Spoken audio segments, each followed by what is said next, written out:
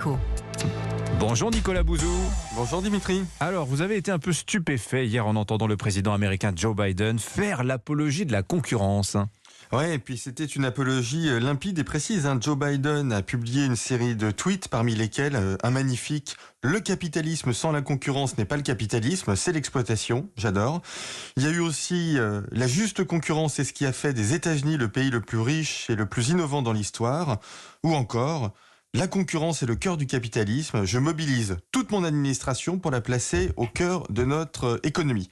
Ce qui s'est passé, c'est que le président Biden a signé une ordonnance qui vise à rendre l'économie américaine plus concurrentielle. Cela concerne plusieurs secteurs, les médicaments, les cartes de crédit, l'alimentation, le numérique, les transports. Il s'agit de donner plus d'informations aux consommateurs pour qu'ils puissent se décider en connaissance de cause.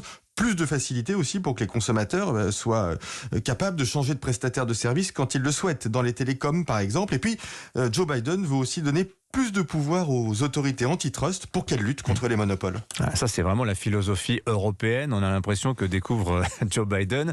Ah oui, la concurrence pour faire baisser les prix et rendre du pouvoir d'achat aux Américains en période d'inflation. C'est ça l'enjeu. Ouais, c'est ça. Il y a deux éléments dans la logique de l'administration Biden qui expliquent cette obsession de la concurrence. Déjà, oui, Dimitri, l'idée de diminuer les marges indues des entreprises, celles qui sont liées au manque d'information du consommateur ou à une position de monopole, pour diminuer les prix et redonner du pouvoir d'achat. Je rappelle que l'inflation, elle est supérieure à 8% aux États-Unis.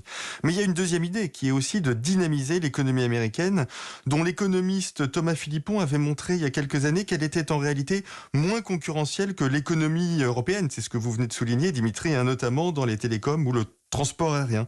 Or, on sait que la concurrence est bonne. Elle est bonne pour l'activité économique, elle est bonne pour l'emploi. Il s'agit donc pour Biden d'utiliser la concurrence comme un outil de lutte contre l'inflation, mais aussi d'encouragement à l'innovation et à la croissance. Alors, ce qui est intéressant, c'est que ce soit les démocrates qui fassent l'apologie de la concurrence.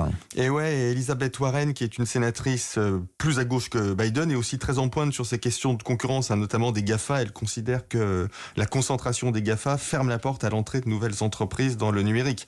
Alors notre gauche à nous, elle ne fait que parler de taxes et de dépenses publiques en France, qui dépense et qui taxe déjà énormément. Et si la gauche française était un peu plus astucieuse et créative, elle évoquerait la concurrence dans le ferroviaire, par exemple, pour faire baisser le prix des billets de train, ou même la concurrence pour aider les salariés. C'est ce que fait Joe Biden dans le texte publié hier. Il explique que les entreprises en situation de monopole pratiquent des salaires plus faibles que les autres, ce qui est socialement scandaleux. Je vous le dis, vive la gauche américaine. Merci beaucoup Nicolas Bouzou, 7h23.